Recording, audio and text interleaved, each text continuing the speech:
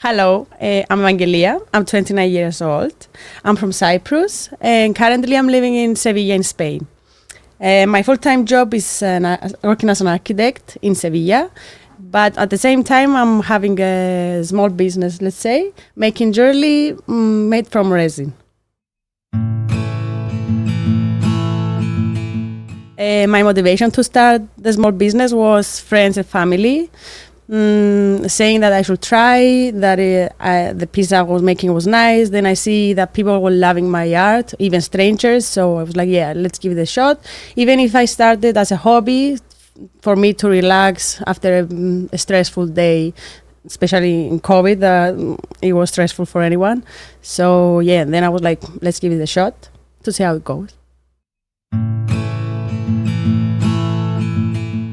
My business is based on resin art. I started making coasters mostly like this. And then I wanted to try something else, so I started playing with the jewelry. So I was making something like this. And by trying different methods, mixing different colors, seeing tutorials to learn how to work with the material, and trying different shapes, I was focused on making jewelry. So I'm working mostly on making earrings because that's what I like mostly, but you need to adapt also what the customer is asking for. So now I'm making also necklaces, some rings, and but mostly is earrings that I'm making more.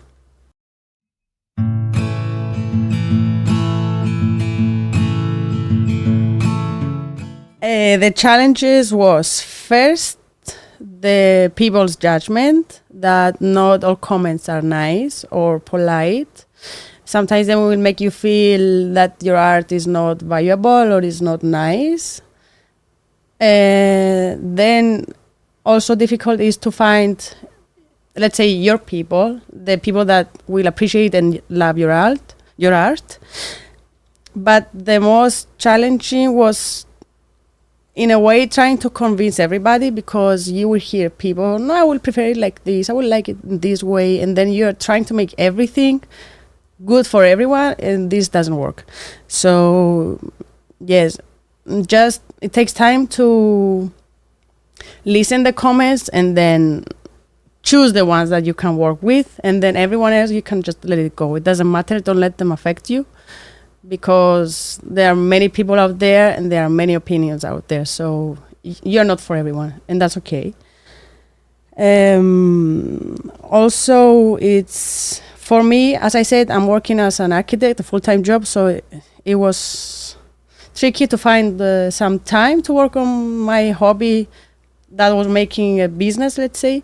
So find the time and combine both of them was difficult, because at some point, without me knowing, it was turning into another work than my hobby. So when at first was something for me to relax, suddenly it was something stressful also. So then I had to stop, make a break, because I was making this because I love it, not because I needed more stress in my life. So I had to stop, go back, remember why I started, and again, go back to me, who I was when I was starting. So the people that will love my art for what I am, and not because I was pleasing everybody.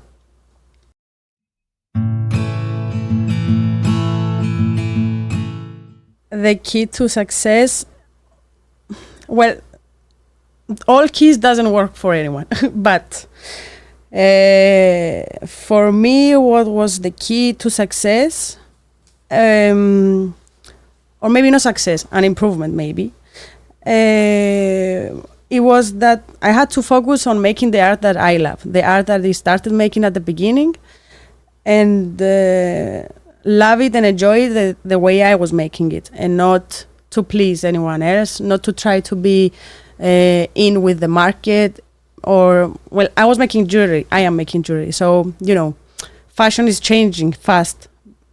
I was trying to adapt, but that wasn't the key. The key was to stay who I was, and maybe, yes, adapt with the people's needs, but not to please everyone. Is keep yourself inside your art, And you, like the key is that you are not going to make everyone happy. Bad comments will come, as I said before, but the key is to stay focused on what you make, what you love to make, and what fulfills you when you're making it. If you love it, someone else is going to love it too. So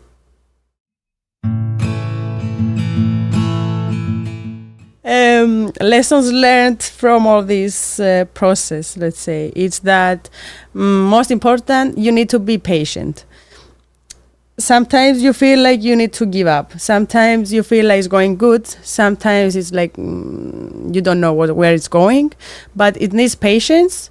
It needs to enjoy it. Like if it's something that is stressing you out, then find a way to enjoy it again. Some people are bad. Critics and comments might hurt. But I learned that your people will come find you. Let's say the people that you will love your art will come find you in a way that they are going to make you feel better, give you motivation. So you just start love your creations again and having more motivation to work on it more. It takes time. It takes time and effort. But you need to stay focused. Stay focused on what you love creating, even if sometimes it's hard that you might think you need to give up, but I'm happy I didn't do so far.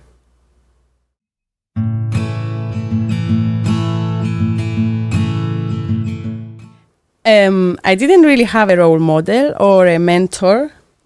I was on my own, but what I was doing was comparing myself to others. Then I learned that this is bad because you compare yourself, you see others' success that is not really a success actually, and comparing yourself through social media is not with others. I mean, through social media is not that healthy because you see something that is not true. Like I was seeing other artists that I met at markets, and then when I was checking their social media, I was like, they are successful. I need to be like them. Why is not working for me? But then when I was getting to know the person and talking with them, what social media was showing was not true. It's just fake. On the other hand, I have another job, so I didn't have the time or at some point skills with others to get where they are. So you're trying to get somewhere that you're not able to get there, and it's okay. I mean, we have our limits, we have our scopes, and that's what we are working on. So at some point I thought, I have a target, and my purpose is different than others. My work is different than others. My art is different. So I wanted to achieve those targets without comparing the others' targets. So at the end of the day, you are the one that sets your scopes, and you are the one that you find the way to get there. For some, it takes 1 year. For some, it takes 2 years. For some, it takes 1 month. So it depends on you, actually. So at the end, it's good to be inspired by others, but not wanting to be them or like them. Get inspired, learn from them, but copying is not a good thing. So at the end of the day, you are you, and this is the best of you, and this works at the end.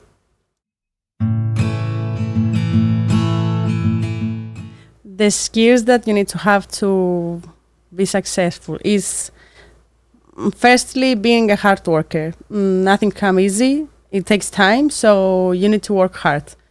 And it's something yours that you need to put all the effort and all the love you have for you create to make it better. And also be patient. Be patient because it might take time. Even if you feel like giving up, don't do it because maybe it's not the right moment. You need to work harder. You need to work better. So, yeah, be patient. And finally, keep your passion. This is what makes you different. This is your character. Your way of creating is different. No one is gonna make your art like you make it.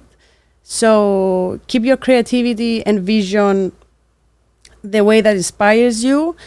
And even if sometimes your creativity feels like you run out of creativity, it's not true, because you just need to stop, relax, and then creativity will come again, because creativity is not something that you press and it's it's coming with pressure. It's not like this. Creativity comes when we are relaxed, we are happy or sad. It depends, because creativity and emotions go together. So in moments that I was feeling I had no more creativity, I felt like everyone is better than me, I just needed to stop and find myself again, find again my creativity and start working again on it.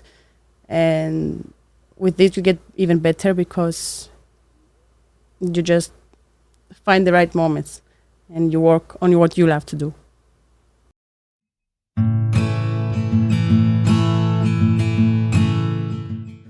My advice, if you are planning to start your small business, or if you have an idea and you want to work on it, it's that it's going to be hard and difficult. You have to know this, and you need to be ready to face it. But don't give up early. And if you start and you see that what you're doing is not working, you need to stop.